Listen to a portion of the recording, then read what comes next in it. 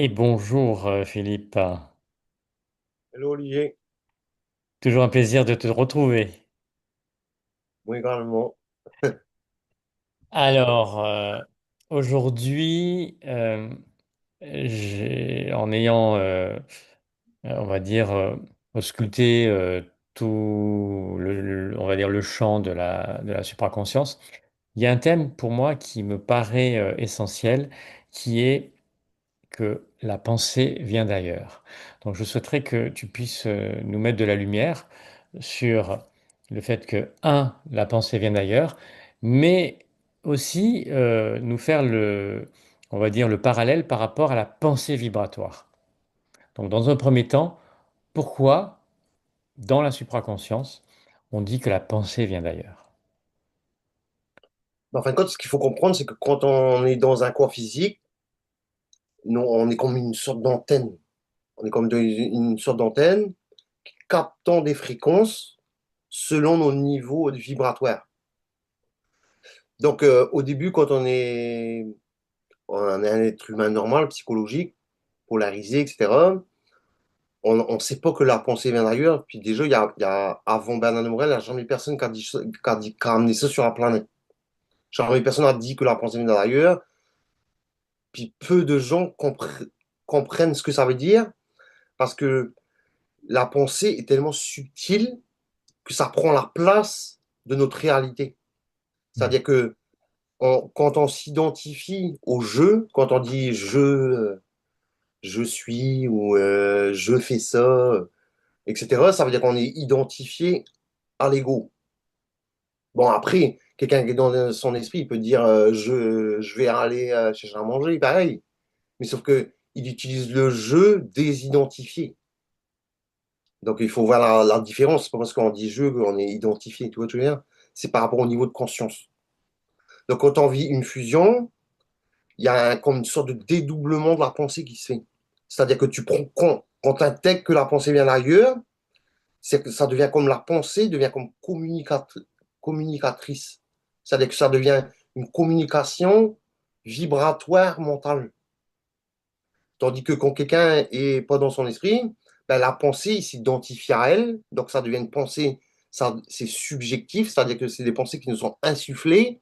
Puis, par rapport à ça, vu qu'on s'identifie à ça, ben, on agit.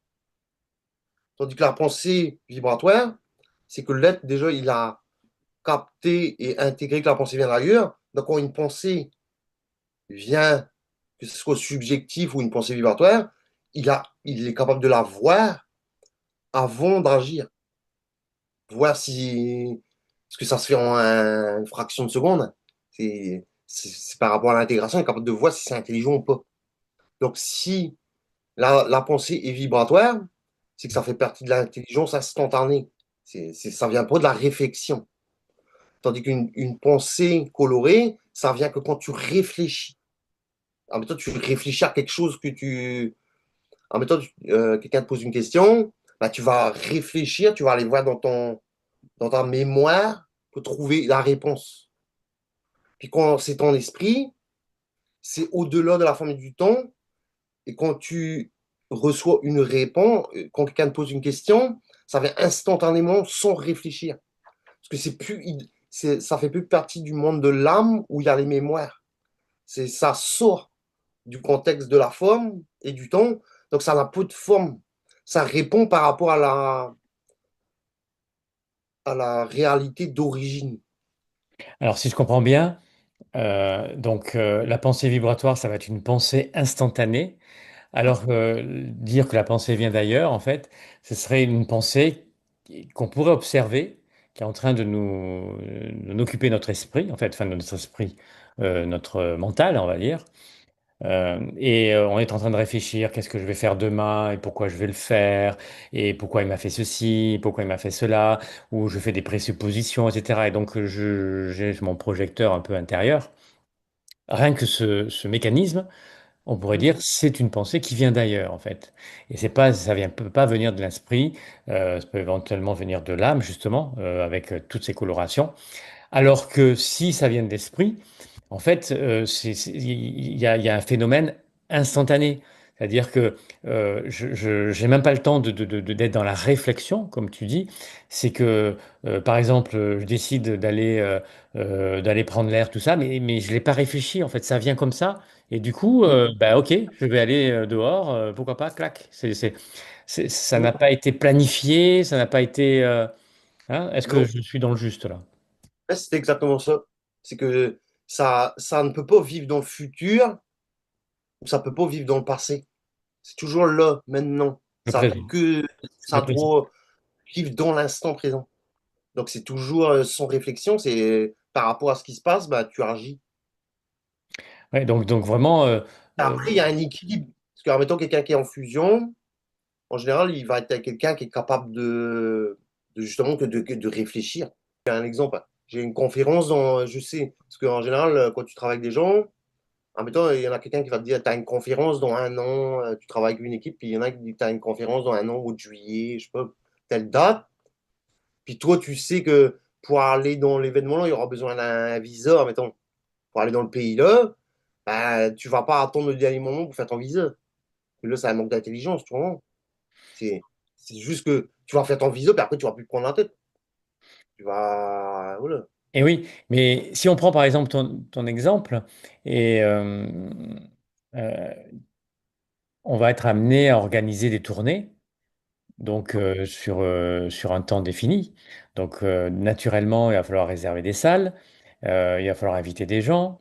Mais ça, si tu veux, c'est compliqué de le faire dans l'instantanéité, puisque les gens sont dans leur planning, les gens sont dans leurs prévisions. Donc, si tu veux, pour trouver cet espace-temps et leur dire, ben, attendez, vous allez rencontrer demain Philippe de Harbourne, etc., ben, ils sont obligés de le mettre dans leur planning.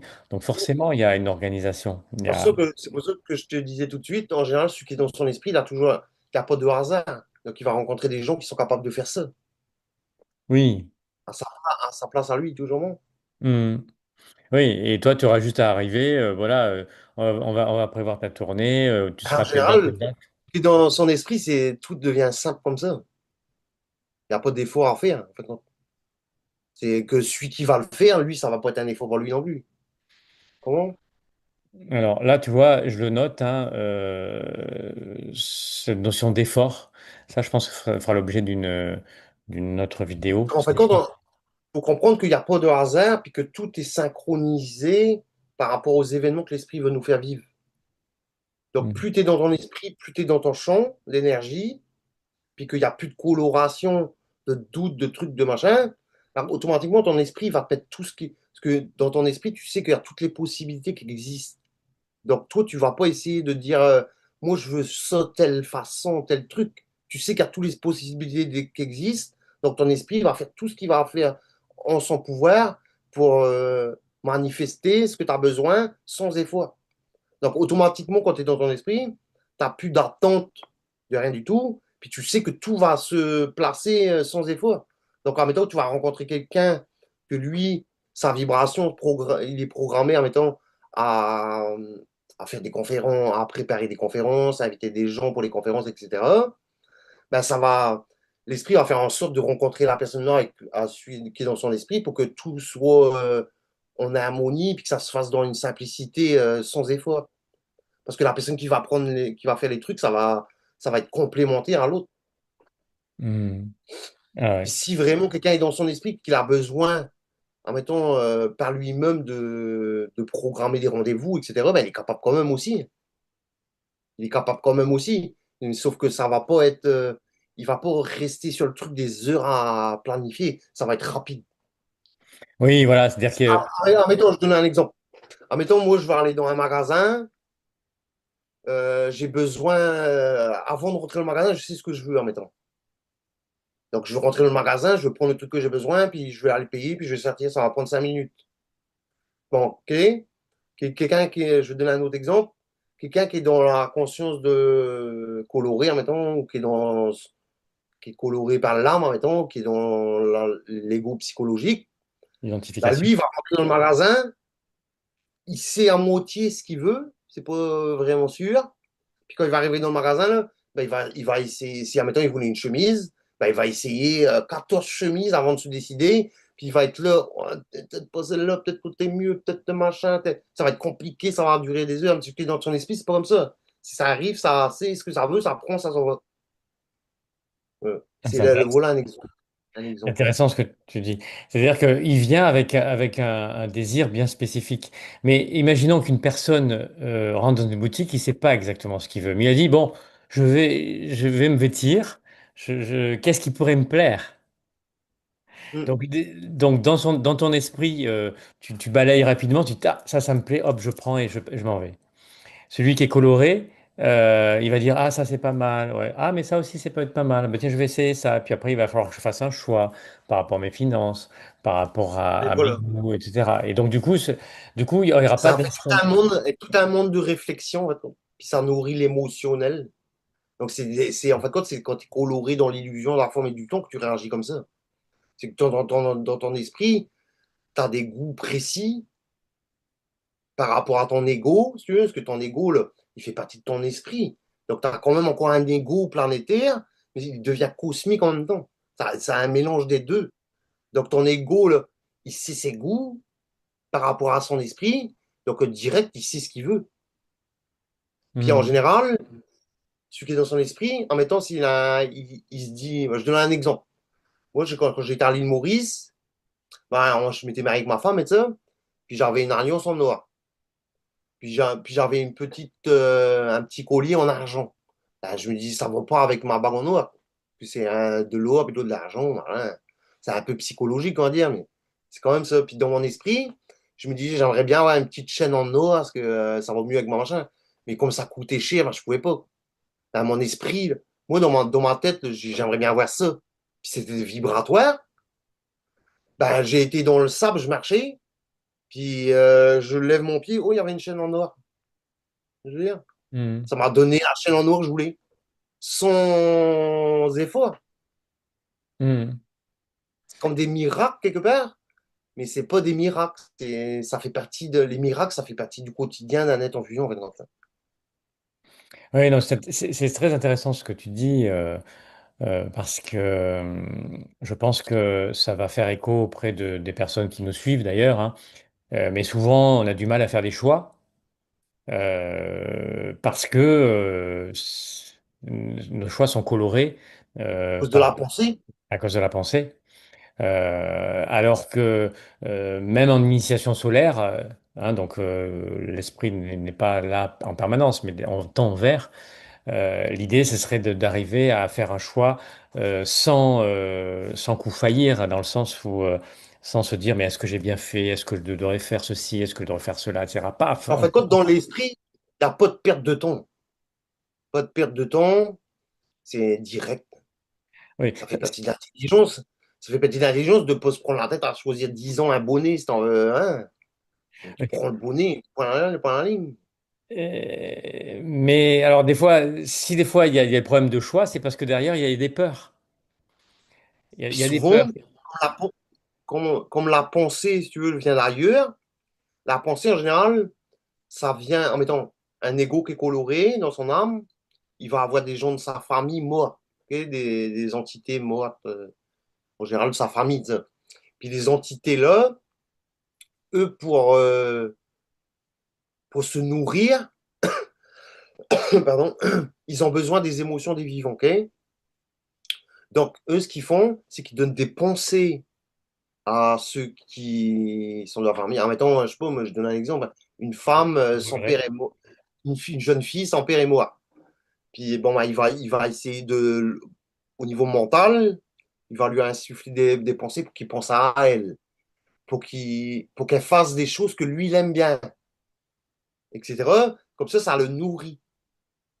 Donc des fois, là, les égaux, là, ils n'ont pas forcément des goûts colorés comme ça, sauf qu'ils n'arrêtent pas de réfléchir. Donc ça fait des... Vu comme je te dis avant que tout le monde ait une antenne, ben, les antennes sont mal réglées sur le mauvais canal, on va dire. Donc, ils captent des interférences astrales au lieu d'être branchés directement à leur 70 fractions. Hmm. Ouais, je comprends bien.